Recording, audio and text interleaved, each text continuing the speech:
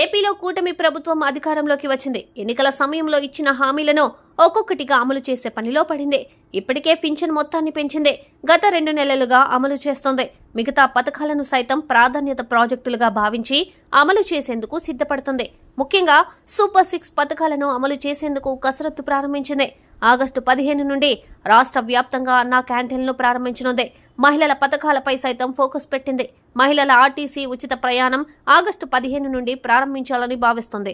ఇప్పటికే దీనిపై మంత్రులు కొందరు ప్రకటనలు చేశారు. అటు ఆడబిడ్డ నిధికి సంబంధించి కసరత్తు చేస్తున్నట్లు సమాచారం. మరో కీలకమైన ఏడాదికి 3 గ్యాస్ సిలిండర్ల పథకానికి సంబంధించి విధి విధానాలు రూపొందించే పనిలో పడినట్లు తెలుస్తోంది.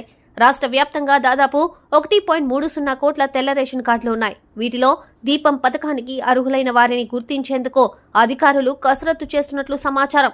ఒక ఇంట్లో ఒకటికి మించి గ్యాస్ కనెక్షన్ ఉంటే పథకం వర్తించదని తెలుస్తోంది. విద్యుత్ బిల్, ఆధార్తో లింక్ అయిన ఫోన్ నెంబర్, చిరునామా ధృవీకరణ పత్రాలను పరిశీలించి అర్హులను గుర్తిస్తారని తెలుస్తోంది. ఈ పథకానికి సంబంధించిన అర్హతలు, మార్గదర్శకాలను రూపొందించే పనిలో ఉంది ప్రభుత్వం. అయితే గ్యాస్ పథకానికి సంబంధించి ఎక్కువ మంది జై కొడుతున్నారు. మంచి పథకంగా చెబుతున్నారు. ప్రజల్లోకి ఈ పథకం బలంగా వెళుతుందని, ప్రజలు కూడా ఆహ్వానిస్తారని రాష్ట్ర ప్రభుత్వం భావిస్తోంది. అసెంబ్లీలో ఇటీవల పౌర సరఫరాల శాఖ మంత్రి నాదెండ్ల మనోహర్ కీలక ప్రకటన చేశారు. ఏడాదికి ఒక కుటుంబానికి 3 గ్యాస్ సిలిండర్లు ఉచితంగా అందించేందుకు కూటమి ప్రభుత్వం కట్టుబడి ఉందని చెప్పారు. త్వరలో విధి విధానాలు రూపొందించి అమలు చేస్తామని కూడా సభాముఖంగా ప్రకటన చేశారు. సాధారణంగా 5 సభ్యులు ఉండే కుటుంబానికి నెలకు 1 గ్యాస్ సిలిండర్ అవసరం. ఈ లెక్కన ఏడాదిలో 12 గ్యాస్ సిలిండర్లు ఖాయం. 3 నెలలు ఉచితంగా అందిస్తే ఆ కుటుంబానికి దాదాపు 3,000 రూపాయలు ఆదా చేసే అవకాశం ఉంది. ఎన్నికలకు ముందు చంద్రబాబు సూపర్ 6 పథకాలకు ప్రాధాన్యమిచ్చిన సంగతి తెలిసిందే.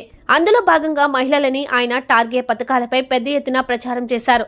మహిళలు కూడా కూటమి వైపు టర్న్ కావడానికి ఈ పథకాలే కారణం. అందుకే వీలైనంత మహిళ అమలు చేయాలని చంద్రబాబు కృతనిశ్చయంతో ఉన్నారు. మహిళలు బలమైన ఓటు బ్యాంకు నేపథ్యంలో వారి అభిమానాన్ని చూరగొనేందుకు వ్యూహంతో ముందుకు సాగుతోంది. సూపర్ 6 పథకంలో భాగంగా మహిళలకు ఆడబిడ్డ నిధి, ఉచిత బస్సు ప్రయాణం, 3 ఉచిత గ్యాస్ సిలిండర్లు వంటి హామీలు ఇచ్చిన తెలంగాణలో ఈ పథకం అమలవుతోంది. అందుకే ఏపీ అధికారులు అధ్యయనం చేశారు. తెలంగాణ ప్రభుత్వం అమలు, విధి విధానాలను వీలైనంత త్వరగా అమలు చేయాలని భావిస్తున్నారు. త్వరలో దీనిపై ప్రభుత్వం ప్రకటన చేసే అవకాశం ఉంది.